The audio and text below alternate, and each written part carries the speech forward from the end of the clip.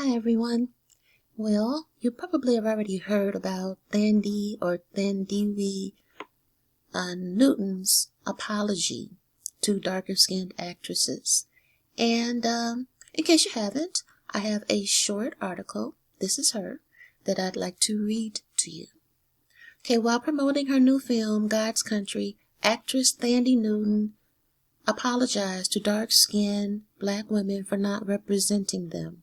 As reported by Sky News, Newton said her role in the film allowed her to heal as a black woman. God's Country was adapted from a short story by James Lee Burke, but the lead character has been switched from an older white man into a black woman.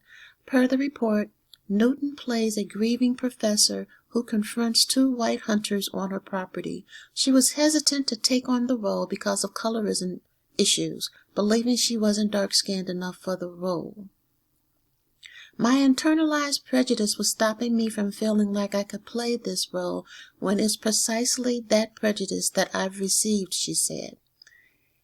Doesn't matter, okay, again, this is another picture of her. Doesn't matter that it's from African American women more than anyone else. Doesn't matter. I received prejudice. Anyone who's received oppression and prejudice feels this character. Getting emotional, Newton added that she wanted to apologize every day to darker-skinned actresses. Why is she apologizing to the people she says oppressed her? That doesn't quite make sense to me, but let me continue.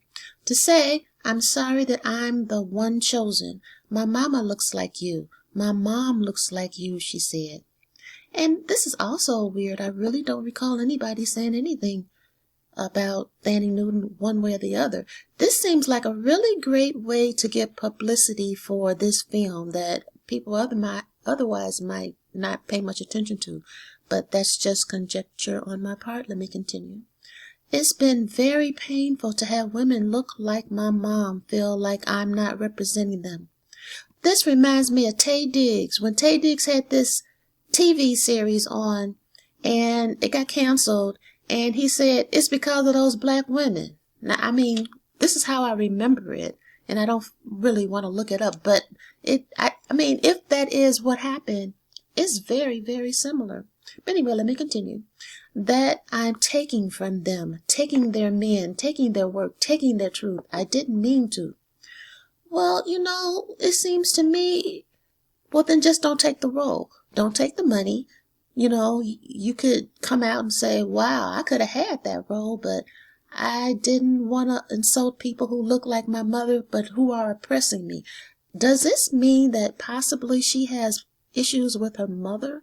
I'm not saying she does. I'm just saying, you're saying that these people who did me wrong are oppressing me, but I'm apologizing to them that they look like my mother. That's very confusing, but let's continue.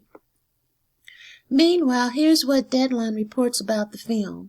Julian Higgins' featured directorial debut, is based on Winter's Light, a short story by James Lee Burke that he previously adapted into a 2015 short of the same name. It's a character-driven thriller centered on Sandra Guidry Newton, a professor living and working in a rural college town who was grieving her recently deceased mother. Okay, again, mommy issues.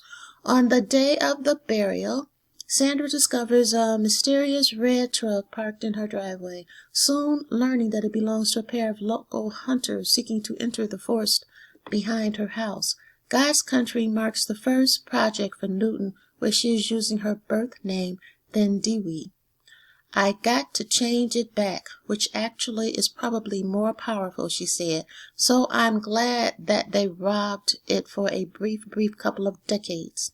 And I love the fact that it's God's Country that is the first project that has my name, Honestly, I was like, this is my last movie. I don't need to say anything else really. God's Country film made its world premiere at the virtual Sundance Film Festival on Sunday, January 23rd.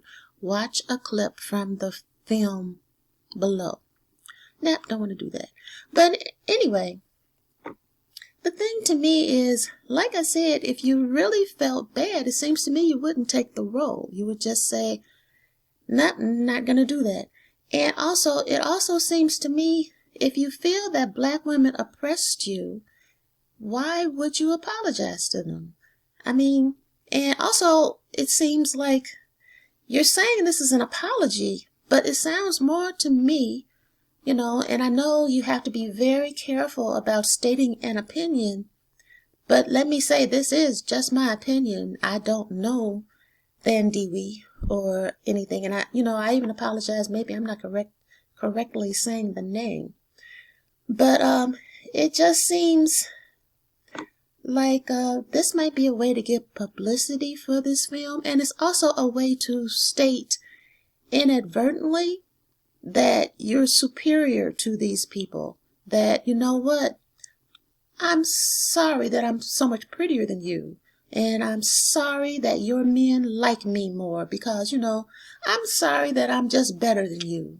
And it's really irritating that you won't just let me be better than you and hush. But occasionally you step up and say stuff that I don't really want to hear. So let me just say, you know what? I'm sorry. I mean, that's what it sounds like to me. I could be wrong. I have never, ever stated that I was always correct. And this is also, to me, a good way, to get your name out there. Because she's been in movies a long time. I remember her from Beloved, and that was in the 90s. And even Tom Cruise, when they cast her in Mission Impossible, I think he was saying that he felt she was, again, this is going from memory, but I think he was saying that he felt she was, not being recognized for her talent. So that's why he made a point of casting her in Mission Impossible. And it was supposed to be like a star-making vehicle. So I think that she has had she has had a career. Now, she may not have been a name that you could walk up and say, Thandiwe Newton, and people will go, oh, yeah, I love that woman. Maybe some would, maybe some wouldn't. But I'm just saying she may not have been a household name, but she has had a successful career, in my opinion. But I think she's also said she wants this to be her last film. Well, maybe not. I don't know. But like I said, this apology just sounds more to me like it's a way of saying, you know what? I'm better than you, and I'm sorry if you don't like it. But I'm a nice person. So I'm going to say that, I feel so bad that I'm so pretty and you aren't. So what do you think? Do you think that this is a genuine apology, or do you think, well, she is better than you? Because, it's a lot of black male rappers who are coming out saying, we only want the red bones and stuff, which makes no sense. I mean, the same men will complain about racism, but then they'll come out and say, I don't like my women either. I mean, it's very confusing. But I do want to tie everything into the Bible as much as I can, because I feel like it's extremely intelligent women out there who are like, these things are happening to us and it's wrong, and we don't know where it's coming from. And I want to explain that the Bible has told you so many things that you have been trained to ignore. So let's check it out there. Now, this is a very short verse in Isaiah, and I really like looking in Isaiah. But Isaiah chapter 2, and this is the Most High rebuking his people. Therefore thou hast forsaken thy people, the house of Jacob, because they be replenished from the east, and are soothsayers like the Philistines, and they please themselves in the children of strangers. The children of strangers.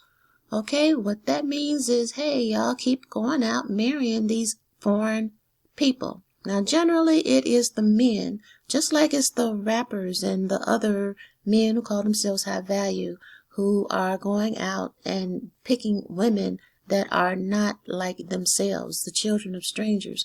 And I think also it says that they be replenished from the east. It's kind of like God is saying, I want a pure line. Now, I don't want a pure line in the sense that I want you to look down on other people. I want a pure line because I want you to be my priest. You are supposed to be an example for other people. So I want you to stick with each other. Also, it keeps you rich. I mean, people don't seem to appreciate that. And the people who are laughing at Tasha K because she has to pay a woman from another nation $4 million should really consider that's $4 million being taken from the black community, considering she is married. Tasha K is married to a black man. And I don't know if she has children, but if she does, well, that money would go to them and stay in the black community. But people are taught to think every other race thinks racially. Black people think non-racially, or they think other racially. They don't think about their own. But that's another aside. This particular scripture says, replenished from the east. Again, they are going after strangers. They are not looking for themselves. And the Heavenly Father is not happy with that, because it tells you he has forsaken his people.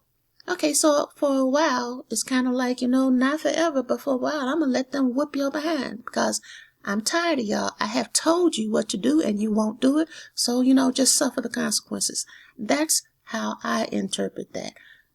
Now, you can tell me how you interpret it. I would really appreciate the feedback. So, you guys remember, you guys have a great day. Remember the article started...